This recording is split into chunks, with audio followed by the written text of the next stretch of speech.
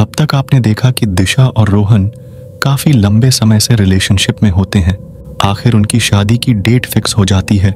रोहन घर में कमाने वाला अकेला इंसान था और उसके सिर पर छोटे भाई, 2 बहनें और बूढ़ी माँ की जिम्मेदारी थी। इसलिए वो कम पैसों में शादी करना चाहता था। दिशा उसके इस फैसले में उसके साथ थी। दोनों परिवार मिलकर एक ही फंक्शन करने का फैसला लेते हैं। रोहन एक बैंक्वेट हॉल को शादी के लिए फाइनल करता है, जो बना तो काफी सुंदर हुआ था, मगर था सुनसान से एरिया में। आसपास जंगल था और शहर से बाहर था, पर क्योंकि वो उसको काफी कम कीमत पर मिल रहा था तो दिशा से डिस्कस करके उसको फाइनल कर देता है। शादी पर पहनने के लिए वो दोनों गोल्डन कलर की ड्रेस बनवाते हैं, क्योंकि गोल्डन दिशा का फेवरेट कलर था। मगर शादी की रात दिशा गोल्डन की जगह लाल रंग का लहंगा पहनकर आती है, जिससे रोहन हैरान रह जाता है। बाद में उसको दिशा की आंखें बीच बीच में लाल रंग की दिखाई देती है और चेहरा भी बदला हुआ सा लगता है। वो बार बार यह सोचकर कंफ्यूज होता रहता है कि शायद हॉल की लाइट्स की वजह से उसको ऐसा लग रहा है, या शायद दिशा ने लाल रंग के कॉन्टैक्ट लेंस लगाए हैं, जो वैसे तो शायद कोई नहीं लगाता होगा। लेकिन कभी कभी दिशा बिल्कुल सामान्य दिखने लगती थी। रोहन कुछ समझ नहीं पा रहा था। शादी के हवन कुंड से निकलते हुए पवित्र धुएं से भी दिशा अनईजी होने लगती है और उसकी आंखें और भी लाल हो जाती हैं। रोहन को लगता है कि उसकी आंखों में जलन हो रही है और इसलिए ही उसकी आंखें लाल हो गई हैं। पर बीच बीच में जब उसको दिशा का चेहरा दिशा का नहीं लगता है तो वह अंदर से थोड़ा घबराने लगता है। पर परिवार और पंडित जी शादी की सभी रस्में पूरी करवा देते हैं और शादी हो जाती है। शादी के बाद जब विदाई का समय आता है तब दिशा बिना अपने माता पिता से मिले मुस्कुराते हुए सीधा रोहन की कार में जाकर बैठ जाती है। उसके परिवार वाले ये देखकर हैरान होते हैं, पर यह सोचकर कि दिशा इस शादी से बहुत खुश है, उसको आशीर्वाद देकर विदा कर देते हैं। रास्ते में दिशा ने प्यार से अपना सर रोहन के कंधे पर रख लिया। रोहन को दिशा पर बहुत प्यार आ गया और उसने उसका हाथ पकड़ लिया। हाथ पकड़ते हुए रोहन ने देखा कि दिशा के हाथों के नाखून बहुत लंबे थे। दिशा हमेशा अपने नाखून छोटे ही रखती थी। रोहन मन में सोचने लगा कि शादी में खूबसूरत दिखने के लिए दिशा ने नकली नाखून लगवाए होंगे। उसके नाखून जरूरत से ज्यादा लंबे और तीखे थे, मगर रोहन ने उस बात को इग्नोर किया। कुछ देर में वह लोग घर पहुंच गए और घर में होने वाले रीति रिवाज शुरू हो गए। उसमें एक गेम खेली जानी थी जिसमें दूल्हे और दुल्हन को बड़े से थाल में दूध और पानी मिलाकर कई और चीजें और गुलाब के फूल की पंखुड़ियां डालकर अंगूठी को छिपा दिया जाता है। उस अंगूठी को ढूंढना होता है। रोहन दिशा को जिताना चाहता था, इसलिए वो बस अपने हाथ को पानी में घुमा रहा था, पर रिंग को ढूंढ नहीं रहा था। तभी रोहन की दर्द से चीख निकली और वो सफेद रंग का पानी लाल रंग का हो गया, क्योंकि उसमें खून मिल गया था। जब रोहन ने अपना हाथ बाहर निकाला तो रोहन के हाथ पर डीप कट था। यह कट उसको दिशा के नेल्स से लगा था शायद। रोहन के हाथ से खून निकलता देख दिशा को अजीब सी खुशी मिल रही थी और रोहन ये सब देख रहा था। बाकी घर वाले उसके लिए दवा और पट्टी लेने चले गए, पर दिशा की नजर हाथ से निकलते हुए खून पर ही लगातार बनी हुई थी। रोहन को ये सब देख बहुत हैरानी हो रही थी, क्योंकि दिशा ना तो उसको सॉरी बोल रही थी और ना उसके दर्द को महसूस करके उसे सांत्वना दे रही थी।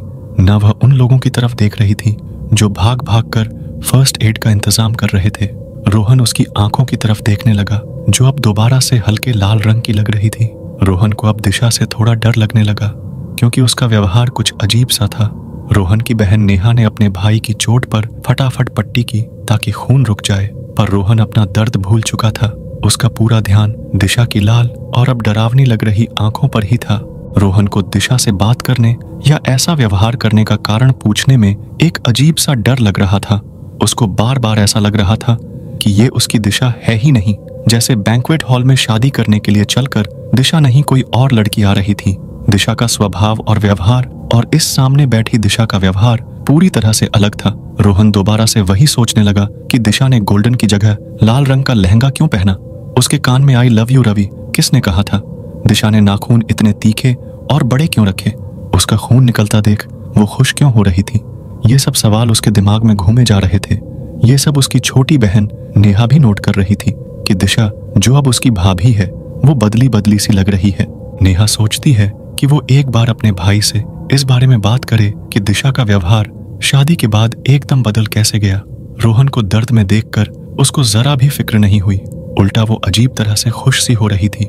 नेहा अपनी दूसरी बहन सपना से दिशा को उसके कमरे में ले जाने को कहती है ताकि दिशा अपने कपड़े बदल सके और इधर नेहा अपने भाई रोहन से बात कर सके। सपना दिशा को उनके नए कमरे में ले जाती है जो पूरी तरह से फूलों से सजा होता है। सपना दिशा से पूछती है कि उनको कुछ चाहिए है तो वो उसको बता दे, वरना सपना कुछ देर में दिशा के पास वापस आ जाएगी। तब तक वो कपड़े बदल ले। दिशा सपना को घूरने लगती है और डरावनी आवाज में बोलती है कि उसको जो चाहिए होता है वो किसी से मांगती नहीं है, बस छीन लेती है। सपना यह सुनकर थोड़ा घबरा जाती है। इस पर दिशा हंसने लगती है। भाभी आप कितना मजाक करती हो, बोलकर सपना दिशा को गले लगा लेती है। पर दिशा का शरीर एकदम ठंडा होता है। ये फील करके सपना बोलती है कि भाभी आप इतनी ठंडी कैसे हो रही हो। दिशा बोलती है कि एसी में रहने की वजह से उसको ठंड लग गई है, पर एसी रूम में तो सब बैठे थे, फिर दिशा का शरीर ही इतना ठंडा क्यों हो रहा है। सपना इस सोच में पड़ जाती है।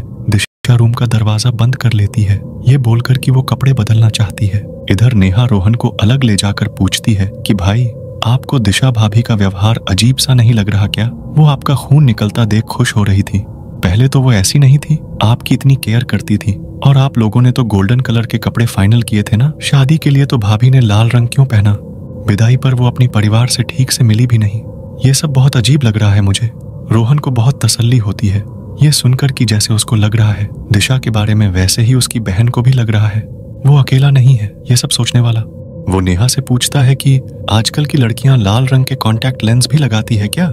नेहा बोलती है नहीं भैया, लाल रंग के कॉन्टैक्ट लेंस कौन लगाएगा?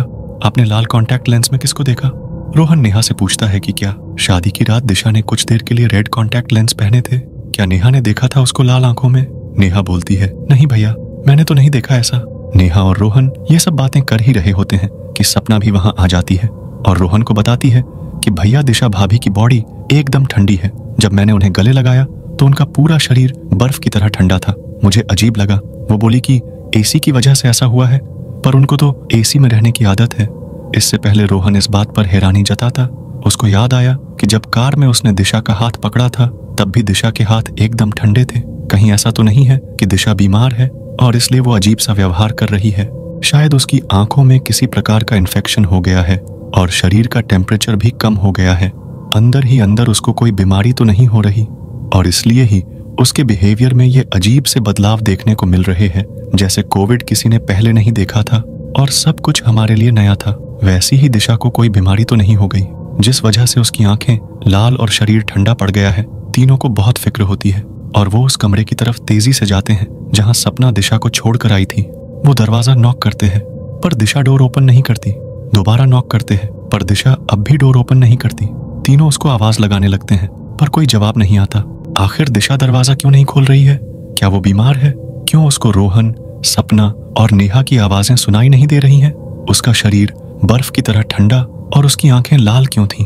उसके लंबे तीखे नाखूनों का क्या राज था? वो दिशा ही है या कोई और? जानने के लिए चैनल को सब्सक्राइब करें और लास्ट पार्ट का वेट करें।